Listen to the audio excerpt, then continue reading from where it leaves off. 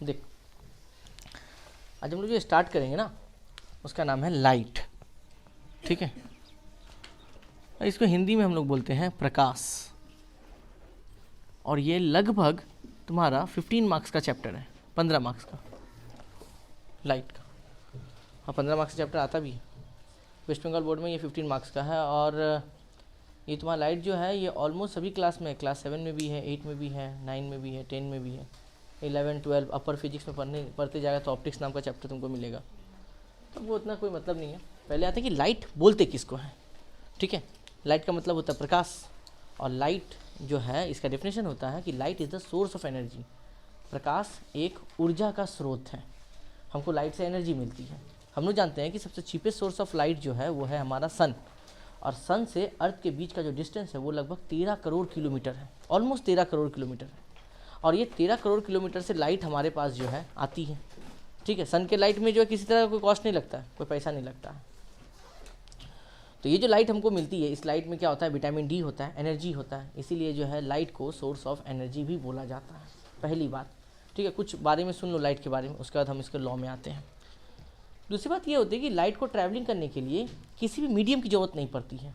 Light पानी में, gas में, सॉलिड में, लिक्विड्स में जो है ट्रैवलिंग आराम से कर सकती है, नो प्रॉब्लम, ठीक है। इसको मीडियम का कोई ज़रूरत नहीं पड़ता है। जैसे हम लोग जानते हैं साउंड को ट्रैवलिंग करने के लिए मीडियम का ज़रूरत पड़ता है। मीडियम का मतलब होता है जिसके हेल्प से वो एक जगह से दूसरी जगह जाता है।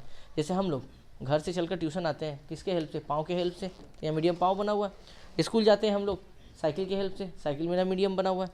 ठीक उसी तरह से लाइट को ट्रैवलिंग करने के लिए किसी मीडियम का ज़रूरत नहीं पड़ता है, क्योंकि लाइट एक तरह का इलेक्ट्रोमैग्नेटिक वेव है। और जो चीज़ भी इलेक्ट्रोमैग्नेटिक वेव होता है उसको ट्रैवलिंग करने के लिए किसी दूसरे चीज़ की ज़रूरत नहीं पड़ती है।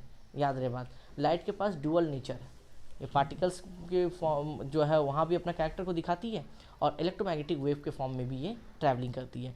तो इलेक्ट्रोमैग्नेटिक वेव का कैरेक्टर इसके पास होने की वजह से इसको मीडियम की ज़रूरत नहीं पड़ती है ट्रैवलिंग करने के लिए, ठीक है। तीसरी बात, संसार में दो तरह का बॉडी होता है, एक को बोलते हैं ल्यूमिनस बॉडी और एक को बोलते हैं नॉन ल्यूमिनस बॉडी।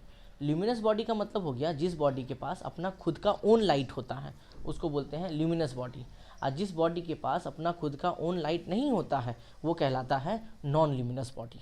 तो ल्यूमिनस बॉडी मतलब जिसका अपना खुद का लाइट होता है। ल्यूमिनस बॉडी को दो भाग में डिवाइड किया गया, एक होता है नेचुरल और एक होता है आर्टिफिशियल। नेचुरल का मतलब होता है जो नेचर में अवेलेबल है, आर्टिफिशियल का मतलब होता है जो ह्यूमन मेड है, मतलब जो आदमी बना के रखी है। तो ये जो तुम्हारा नेचुरल है, नेचुरल में तुम्हारा आता है सन, इसके पास अपना लाइट होता है, स्टार तारा, इसके पास अपना लाइट होता है, और एक होता है फायर फ्लाई जिसको जुगनू बोलते हैं हम लोग, ठीक है। उसमें भी क्या होता है, अपना लाइट होता है। तो इन लोगों के पास अपना लाइट होने की वजह से ये कहलाता है ल्यूमिनस बॉडी, नेचुरल। और अगर हम आर्टिफिशियल का बात करें कि जिसके पास अपना लाइट होता है, तो ये जो बल्ब जल रहा है रूम में, ये भी तो एक तरह का ल्यूमिनस बॉडी है, इसका तो अपना खुद का लाइट होता है, बट ये क्या है, आर्टिफिशियल है, मतलब इसको ह्यूमन क्या की है, अपने पर्पस के लिए बनाई है। तो ल्यूमिनस बॉडी दो तरह का होता है, एक होता है नेचुरल और एक होता है आर्टिफिशियल। नेचुरल मतलब जो नेचर में अवेलेबल है, और आर्टिफिशियल का मतलब होता है जिसको हम लोग अपने पर्पस के लिए क्या करते हैं, बनाते हैं, जो ह्यूमन मेड है। जैसे लाइट हो गया, ट्यूबलाइट हो गया, LED लाइट हो गया, ये सब हो गया तुम्हारा। और एक होता है non luminous body. Non luminous body उन लोगों को बोलते हैं जिसका अपना कोई खुद का लाइट नहीं होता, जैसे कि लकड़ी हो गया, प्लांट हो गया, इन लोगों के पास अपना खुद का लाइट नहीं होता है, ठीक है। चौथी बात ये है कि लाइट का ये प्रॉपर्टी है कि हम किसी भी चीज़ को देखते तभी देख पाएंगे जब उस पर लाइट पड़ेगी। जब तक कि उस पर लाइट नहीं पड़ेगा तब तक हम उस ऑब्जेक्ट को देख नहीं पाएंगे, पॉसिबल ही नहीं है देख पाना। किसी भी ऑब्जेक्ट को देखने के लिए उसमें लाइट का पड़ना बहुत ज़रूरी है। याद रखो, हम किसी ऑब्जेक्ट को तभी देख पाते हैं जब लाइट उससे रिफ्लेक्ट करती है। हम लोग भूत को नहीं देख पाते हैं क्योंकि लाइट उससे रिफ्लेक्ट करती ही नहीं है। जिस बॉडी से लाइट रिफ्लेक्ट होकर निकल जाएगा उस ऑब्जेक्ट को सर आप देख नहीं पाइएगा, ठीक है। बात यहाँ पे ये भी होती है, जिस बॉडी से लाइट रिफ्लेक्ट होकर तुम्हारे आँख तक पहुँचती है तभी तुम ऑब्जेक्ट को देख पाएगा। जैसे कि ये एक मार्कर है, इसमें लाइट जा रहा है, रिफ्लेक्ट हो रहा है, और उसके बाद ये मेरे आँख तक पहुँच रहा है, तब जाके हम इसको देख पा रहे हैं। क्या अंधेरा में कोई चीज़ दिखाई देता है क्या?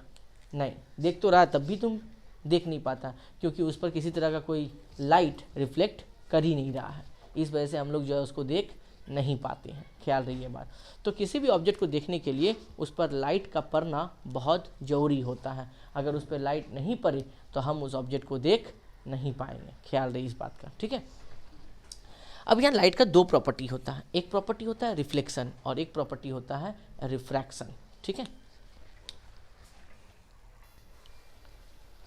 देखो लाइट का 2 ऐसे बहुत सा कैरेक्टर प्रॉपर्टी है, 2 मेन है। एक है तुम्हारा, इसको हम लोग बोलते हैं रिफ्लेक्शन ऑफ लाइट, और एक को बोलते हैं हम लोग दैट इज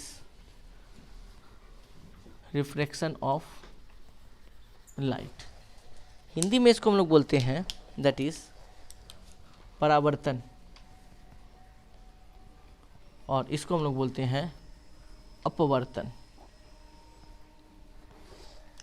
परावर्तन और इसको हम लोग बोलते हैं अपवर्तन। अभी परावर्तन को 2 भाग में डिवाइड किया गया है, याद रहे।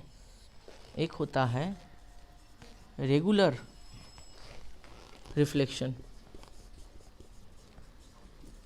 और एक होता है इरेगुलर रिफ्लेक्शन। 2 भाग में डिवाइड किया गया, एक रेगुलर रिफ्लेक्शन और एक इरेगुलर रिफ्लेक्शन। देखो अब हम सबसे पहले आते हैं कि रेगुलर रिफ्लेक्शन किसको बोलते हैं। ठीक है, देखो रेगुलर रिफ्लेक्शन। अब ये रेगुलर रिफ्लेक्शन क्या है? ये हो गया तुम्हारा सरफेस, और ये कैसा सरफेस है भाई? ये है प्लेन सरफेस। प्लेन सरफेस का मतलब हो गया मिरर, मिरर का मतलब होता है आईना, कांच। ठीक है, वो प्लेन सरफेस होता है, वो प्लेन सरफेस के लिए है। ये मान लो कि सन का रे आ रहा है, 1 2 और ये 3। जो रे आती है उसको हम लोग बोलते हैं आपतित किरण या इंसिडेंट रे। ध्यान दे बात, इस रे का नाम होता है इंसिडेंट रे या इसका नाम होता है आपतित किरण। ध्यान दे, आपतित किरण इसको बोलते हैं, और इसको सर डिनोट करते हैं हम लोग आई से। ठीक है, जब ये मिरर पे टकराती है, टकराने के बाद सेम एंगल से वापस चली जाती है, एकदम सेम एंगल से, सेम एंगल से। इसका मतलब अगर ये 60 डिग्री से आया होगा तो रिटर्न भी 60 डिग्री से गया होगा, आएगा 80 डिग्री से तो भी ये 80 डिग्री से जाएगा, अगर 90 से आया होगा तो 90 से जाएगा। तो ये जो लाइन है, ये इसको हम लोग बोलते हैं दैट इज रिफ्लेक्टेड रे, इसको बोलते हैं रिफ्लेक्टेड रे या परावर्तित किरण। ध्यान रहे, और इसको सर दिखाते हैं आर से।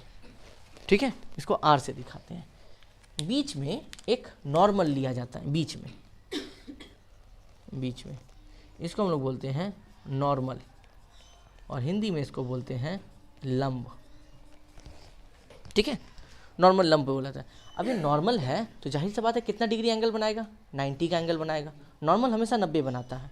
ठीक है, तो यहाँ पर जो एंगल बनती है, देखो यहाँ पर, इसको हम लोग बोलते हैं angle of incidence, angle of incidence, और इसको दिखाते हैं एंगल आई से। ठीक है, इसको एंगल आई से दिखाते हैं। और सर यहाँ पर जो एंगल बनती है, ये वाला दिख रहा है रेड के साथ, तो इस एंगल को हम लोग बोलते हैं एंगल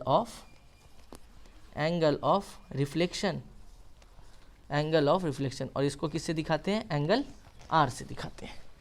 ठीक है, ये देखो, ये परपेंडिकुलर है तुम्हारा, परपेंडिकुलर के साथ जो एंगल बनाती है आपतित किरण, तो उसको हम लोग बोलते हैं एंगल ऑफ इंसिडेंस या आई। और परावर्तित किरण के साथ जो नॉर्मल एंगल बनाती है, इसको हम लोग बोलते हैं एंगल ऑफ रिफ्लेक्शन या आर बोलते हैं। अब यहाँ पे बताओ, एंगल आई और एंगल आर दोनों का दोनों कैसा होता है? इक्वल होगा। हम बताए थे ना, अगर वो 60 से आएगा तो रिटर्न भी कितना डिग्री जाएगा?